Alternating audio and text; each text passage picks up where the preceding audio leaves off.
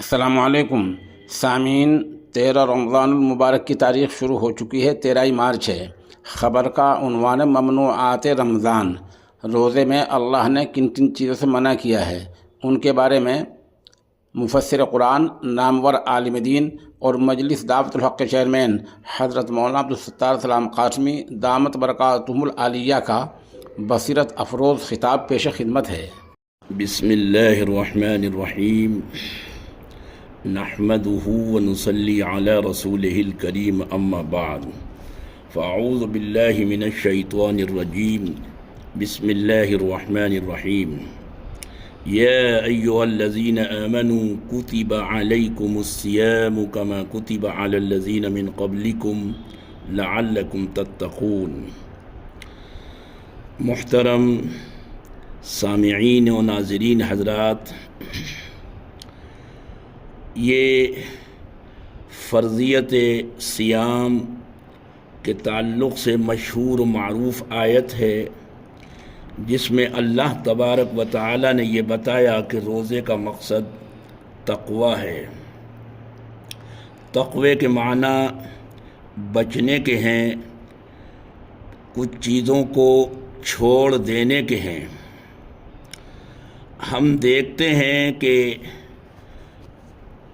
آج ڈاکٹر بہت سے مریضوں کو، جو شوگر کے مریض ہوں، بلڈ کے یہ مریض ہوں، شوگر کے یا اسی طرح سے ہارٹ کے یا اور جو بیماریاں ہیں ان میں اگر مبتلا ہیں، نزلہ زکام ہی کو لے لیجئے جو کہ ایک معمولی سی بیماری ہے، تو اس میں ڈاکٹر مریض کو بہت سی چیزوں کے چھوڑ دینے کا مشورہ دیتا ہے، بلکہ مشورہ نہیں، حکم دیتا ہے کہ آپ کو اگر اپنی صحت پیاری ہے، تندرستی پیاری ہے، تو آپ کو یہ مرغن غذائیں چھوڑنی پڑیں گی۔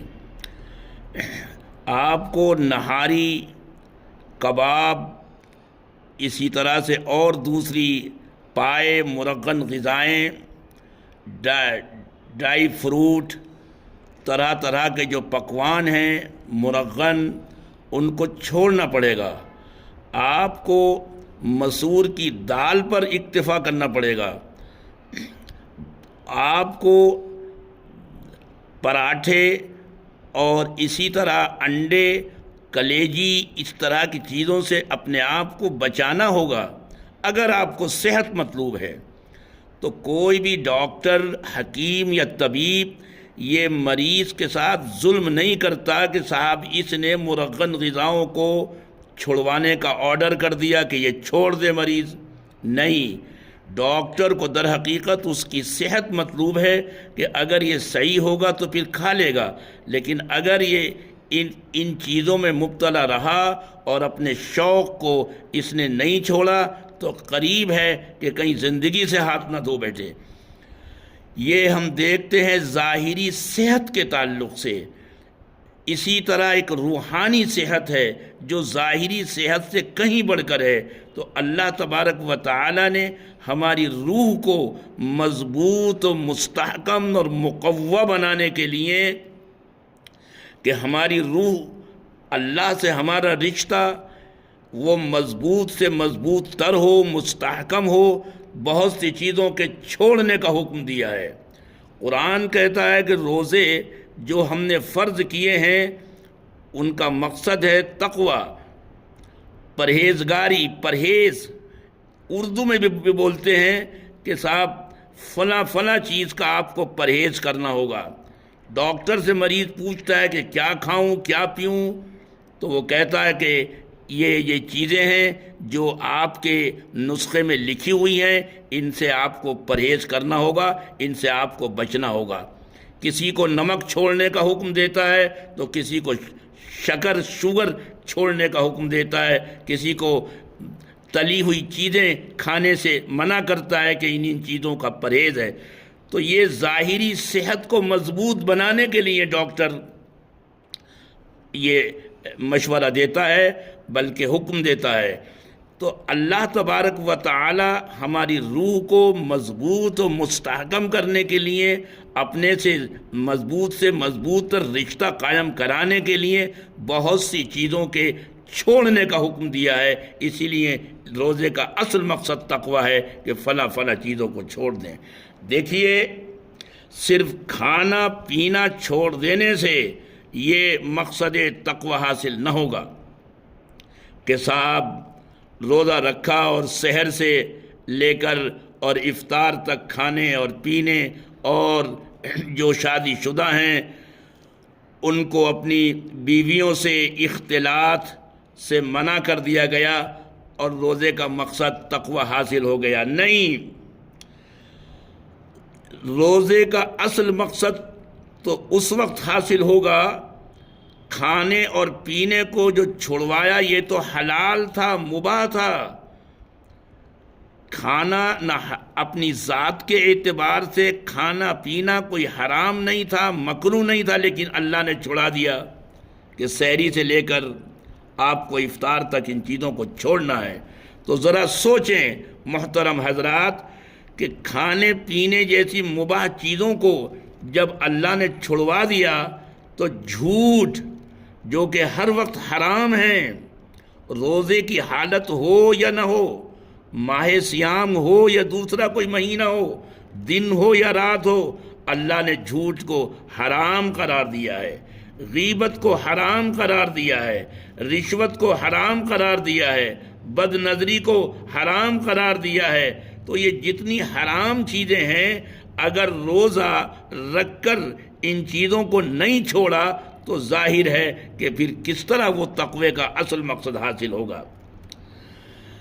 دن بھر تو انسان نے روزہ رکھا، کھانے اور پینے کو چھوڑے رکھا، لیکن جھوٹ کو نہیں چھوڑا، غیبت نہیں چھوڑی، چغلی نہیں چھوڑی، دن بھر ادھر ادھر آوارہ گشتی، فضول گوئی، یاوہ گوئی، طرح طرح کی فضول گپیں اگر اس نے نہیں چھوڑی، رشوت نہیں چھوڑی، حرام طریقے سے مال کا کمانا نہیں چھوڑا، اسی مال حرام سے سحری کھائی اور اسی مال حرام سے افطار کیا، تو وہ روزے کا اصل مقصد ظاہر ہے کہ کس طرح حاصل ہو سکتا ہے۔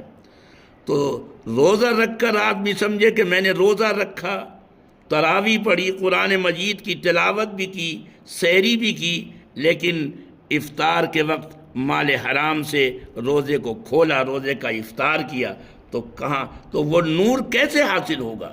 جو روزے کا جو اصل مقصد ہے تقوی کا نور اور وہ تقوی کی برکت، وہ کیسے حاصل ہو سکتی ہے؟ دیکھیے محترم حضرات کہ آج فی زمانہ ہم اگر نظر اٹھا کے دیکھیں، کیا مشرق اور کیا مغرب اور کیا شمال اور کیا جنوب، چار دانگ عالم میں آج ہم طرح طرح کے مصائب اور مشکلات میں مبتلا ہیں۔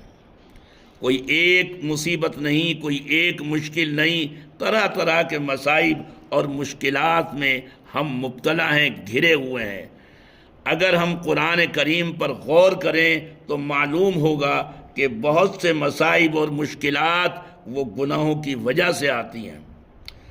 قرآن نے کہا وَلَنُذِيقَنَّهُمْ مِنَ الْعَذَابِ الْأَدْنَى دُونَ الْعَذَابِ الْأَكْبَرِ، کہ ہم بڑے عذاب سے پہلے جو قیامت میں ہوگا، آخرت میں ہوگا، اس سے پہلے ایک ہلکے عذاب کا بھی ذائقہ چکھاتے ہیں، ٹیسٹ۔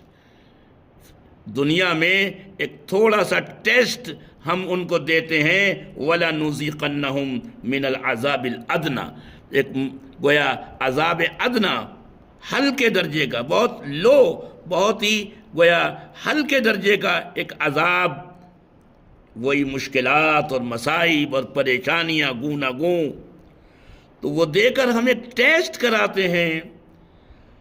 اور اس کا مقصد کیا ہوتا ہے کہ لعلہم یرجعون، کہ شاید وہ ان کو دیکھ کر اللہ کی طرف رجوع کر لیں، اللہ سے لو لگا لیں، اللہ کی طرف پلٹ کے آ جائیں۔ قرآن نے دوسری جگہ کہا لعلہم یضرعون، شاید وہ اس طرح توبہ کر لیں، عاجزی اختیار کر لیں اللہ کے سامنے۔ تو یہ مہینہ یہ توبہ کا مہینہ ہے، استغفار کا مہینہ ہے۔ رمضان المبارک میں ہم اپنا جائزہ لیں، اگر اللہ کی طرف سے کسی چھوٹی سے چھوٹی نیکی کی توفیق بھی حاصل ہو تو انسان اس کو حقیر نہ سمجھے، وہ توفیق وہ خدا کی طرف سے ہے اور خدا کی مہمان ہوتی ہے۔ اس کو اصطلاح میں وارد کہتے ہیں۔ اگر نیکی کا کوئی جذبہ، ادنا سا جذبہ دل میں پیدا ہوا، اس کو اصطلاح میں کہا جاتا ہے کہ وارد ہوا، قلب پر وارد ہوا۔ اس کو مہمان سمجھیے، مہمان کو بھی کہتے ہیں کہ صاحب مہمان وارد ہو گئے، مہمان تشریف لے آئے، مہمان وارد ہو گئے۔ تو اگر قلب پر کوئی داعیہ، کوئی جذبہ نیکی کا معمولی سا بھی اگر پیدا ہو تو اس کو حقیر نہ سمجھے، وہ خدا کا مہمان ہے۔ مہمانوں کی دو قسمیں ہیں، ایک مہمان تو وہ کہ مان نہ مان میں تیرا مہمان، پڑا ہوا ہے، بلایا نہیں، اس کی بے عزتی ہو رہی ہے، ذلت ہو رہی ہے، لیکن وہ پڑا ہوا ہے، بے شرم اور بے غیرت بنا ہوا پڑا ہوا ہے۔ تو ایسے مہمان کو تو حدیث میں لٹیرے کہا گیا کہ یہ لوگ لٹیرے ہیں جو بغیر پوچھے، بغیر اجازت، بغیر ان کی مرضی کے وہاں دعوت میں پہنچ جائیں، کھانے پر پہنچ جائیں، چاہے وہ شادی کی ہو، ولیمہ ہو، کوئی اور پارٹی ہو، فنکشن ہو، بلایا نہیں اور جناب وہاں پہنچ گئے، تو یہ اس کو حدیث میں کہا کہ وہ چور بن کر جاتا ہے، لٹیرا بن کر آتا ہے۔ اور ایک مہمان وہ ہے غیرت مند مہمان۔ یہ خدا کی طرف سے جو مہمان آیا، یہ جذبہ نیکی کا جو دل میں پیدا ہوا، یہ غیرت مند مہمان ہے۔ یہ دیکھتا ہے کہ میری آؤ تواضع ہو رہی ہے یا نہیں، میرے ساتھ محبت کا، اکرام کا معاملہ ہے یا نہیں ہے۔ اگر وہ دیکھتا ہے کہ میرے ساتھ بے توجہی ہو رہی ہے، میرے ساتھ بے اعتنائی، بے التفاتی ہو رہی ہے، مجھے اگنور کیا جا رہا ہے، تو یہ ایک لمحہ بھی نہیں رکتا، چلا جاتا ہے۔ تو نیکی کا خیال یہ اللہ کی طرف سے مہمان سمجھیں۔ غرض یہ کہ روزے کے ساتھ ساتھ، کھانے پینے کو چھوڑنے کے ساتھ ساتھ، یہ تمام چیزوں کی رعایت کرنی بے انتہا ضروری ہے، ورنہ ایسا ہوگا کہ جیسے آدمی ایئر کنڈیشن گھر میں لگاتا ہے، کمرے میں لگاتا ہے، آفس میں لگاتا ہے، تو ایئر کنڈیشن چلانے کے ساتھ ساتھ وہ اپنے گھر کی کھڑکیاں اور گھر کے دروازے بند کر دیتا ہے، تبھی ایئر کنڈیشن سے جو منافع ہیں، جو اس کا نفع ہے، فائدہ ہے، انسان کو حاصل ہوتا ہے۔ اب ایئر کنڈیشن تو چل رہا ہے، عمدہ قسم کا ایئر کنڈیشن ہے، ہائی فائی کمپنی کا ایئر کنڈیشن ہے، لیکن دروازے بھی کھلے ہوئے ہیں، گیٹ کھلا ہوا ہے، کھڑکیاں کھلی ہوئی ہیں، تو اس ایئر کنڈیشن سے جو اصل مقصد تھا وہ حاصل نہیں ہوگا۔ اسی طرح سمجھیں کہ روزے سے اگر اصل مقصد حاصل کرنا ہے تو آپ کو جتنے یہ دروازے اور کھڑکیاں گناہوں کے ہیں، غیبت کے، چوری کے، چغلی کے، بد نظری کے، ان تمام کو بند کرنا ہوگا، تب تو اس روزے کا اصل جو مقصد ہے تقویٰ وہ حاصل ہوگا، ورنہ نہیں ہوگا۔ روکنا ہوگا اپنے آپ کو۔ اسی لیے نبی اکرم صلی اللہ علیہ وسلم نے اپنی حدیث مبارک میں اس مہینے کو شہر الصبر کہا کہ یہ صبر کا مہینہ ہے۔ صبر کے معنی عربی میں بڑے وسیع ہیں۔ صبر کے معنی اپنے آپ کو روکنے کے ہیں۔ ایک صبر عن الشہوہ ہے، شہوت سے روکنا، اشتہا، خواہش۔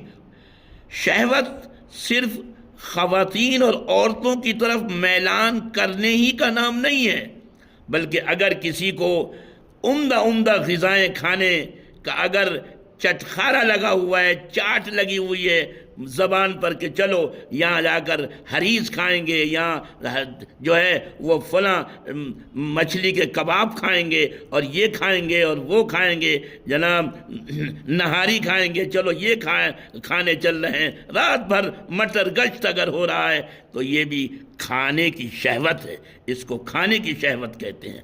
اسی طرح عمدہ سے عمدہ قسم کے کپڑے سمجھے کبھی دکھانے کے لیے، ایک تو یہ کہ آدمی پہنتا ہے آرائش کے لیے، زیبائش کے لیے، وہ سب کی اجازت ہے، آرائش کے لیے بھی اجازت ہے، زیبائش کے لیے بھی اجازت ہے، لیکن دکھاوے کے لیے اجازت نہیں ہے، تو اس کو کپڑوں کی شہوت کہا جائے گا کہ صاحب کپڑے پہننے کے جو ہے کوئی شہوت ہے اس کو۔ تو صبر کے معنی باندھنے کے ہیں، اپنے آپ کو باندھے اپنی خواہشات پر، جو اس کے دل میں ایک گناہ کا ایک جذبہ پیدا ہو رہا ہے، وہ ایک فوارے کی طرح سے دل میں امڑ رہا ہے کہ میں اس گناہ کے کام کو کر لوں، اس کو باندھ لے، اس کو روک لے، اس کا نام ہے صبر۔